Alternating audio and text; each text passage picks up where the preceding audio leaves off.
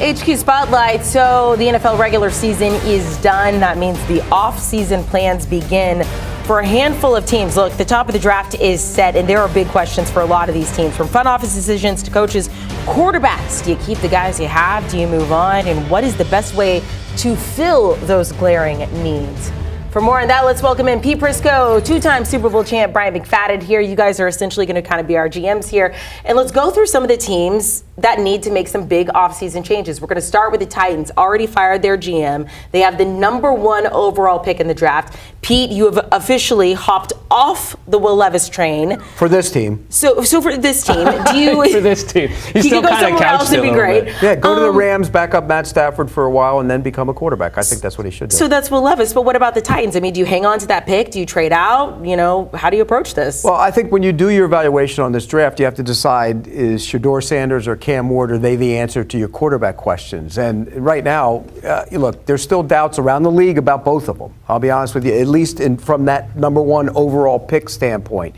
And that's where the concern comes in. But if you're the Titans and you don't address your quarterback position, what are you doing? You have to fix it. So I think they will use the first pick on a quarterback. I think it probably will be Shedeur Sanders, and I think they move on and try and build it around him. Because, quite frankly, if you don't draft one now, when are you going to draft one? And so I think they have to address it, and I think they will. I'm right there with you, Pete. Being in the position they're currently sitting in, you got to go get one of these quarterbacks. Now, in terms of who they believe is the best option for their team, we have to wait and see. But you have to address the quarterback position, because that has been something that has held this team back for the last few seasons, not to mention the entire NFL in terms of teams struggling. They usually don't have a quarterback. If you don't have a quarterback, it feels like you have to drive 150 yards to score. It's a hard process. It's a hard process to be a part of. It's hard to watch. And that's what the Titan fans had to endure over the last few seasons, especially this past year, not having any quality quarterback play coming from that position. So being #2 right now, I understand you might entertain trading back, but I think they should address the quarterback position in the draft. So who would it be for you then, B-Mac? Who would you select, Ward or Sanders? My QB1 is Shedeur Sanders, and here's why. In terms of having to do more with less, he had to do that at Colorado. He was beat up year in and year out. His offensive line was below average or average at best, but he took the blows, but he still stood up. When you look at some of these quarterbacks that come from well-established programs, they don't know how it feels to be beat up. Just ask Caleb Williams. Look at what he went through this season. This is who Shedeur Sanders had to be at Colorado, but he never wavered. He never complained. He stood up, gave quality numbers, and most importantly, he found ways to win. I'm with you right now, and I'm just in the preliminary part of this, and I have watched all their games, though, on TV, but I haven't watched their tape. But, yeah, I'd agree. I think Shedeur Sanders would be my pick. I'm concerned a little bit about the arm strength. It's not a great arm. It's a good arm. It's not a great arm. But between him and Cam Ward, I think Cam Ward's got the better arm. He's a little loose with the football. I take Shedeur Sanders. It just wasn't a good look in Week 18 to play both Mason Rudolph and Will Levis as basically an audition. It just looked weird to see them kind of co-start. They've done a lot of dumb things this year. Which is why they have the top overall pick. If we stay in the division, which we're tackling the South and West today in the AFC, Pete, you're the authority in Jacksonville, so no Doug Peterson.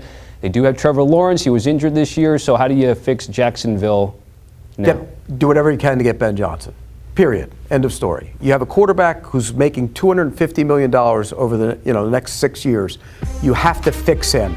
And so when you fix him, you got to bring an offensive guy in. Is he fixable? He's definitely, he's more than fixable. I think the offense was disjointed. It was out of whack the entire time there. They didn't play to his strength, which is throwing the football into the middle of the field and down the field. They were too horizontal than vertical. So Ben Johnson comes in, he fixes them.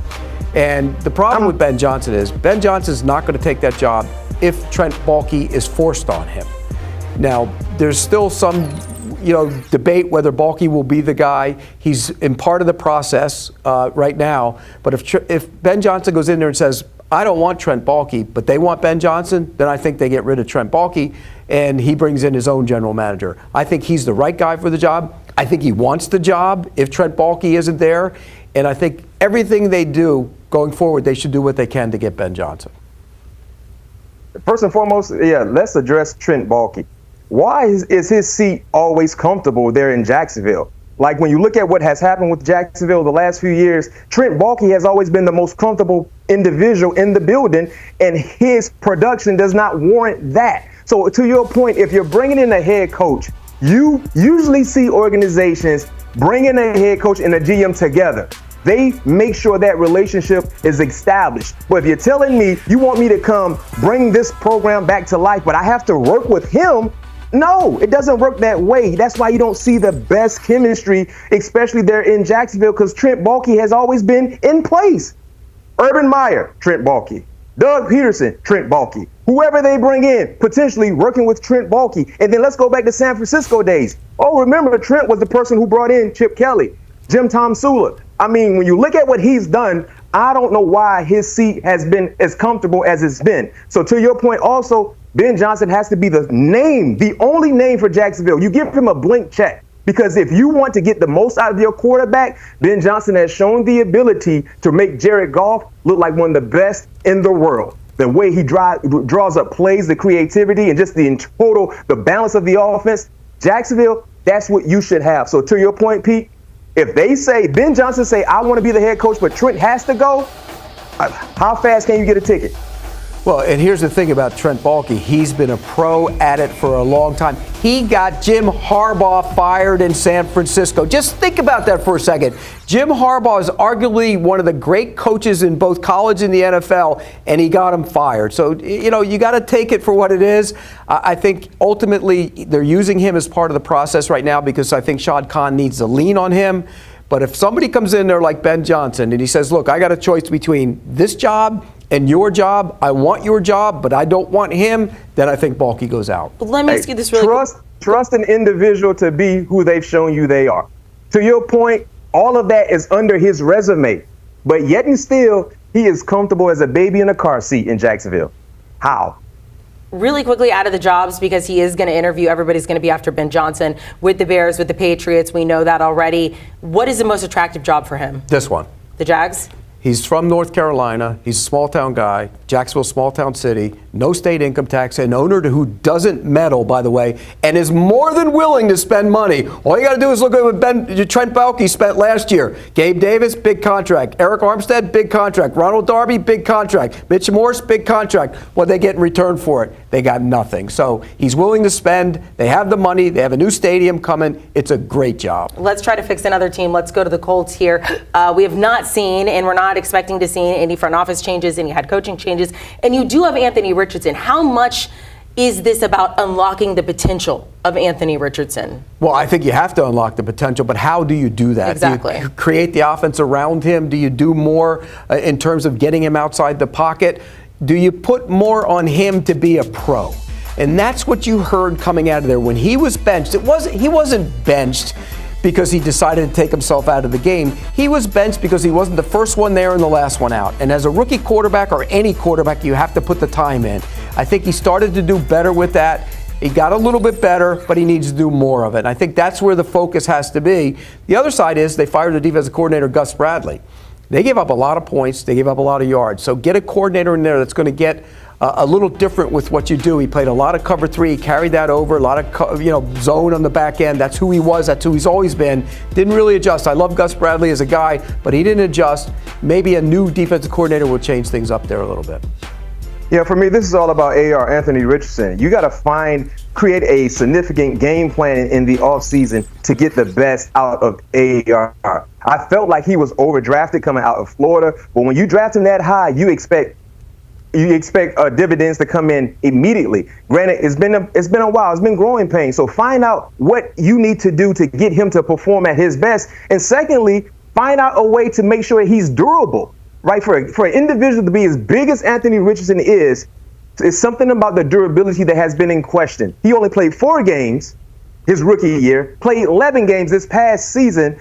He's been dealing with injury, so gotta find a way to stay healthy. I don't know if he needs to drink extra milk or whatever the case may be, but he has to find a way to be healthy, to be able to give them the production that they believe he can give them, because if he does not pan out, it's safe to say they will be making drastic changes in 2025.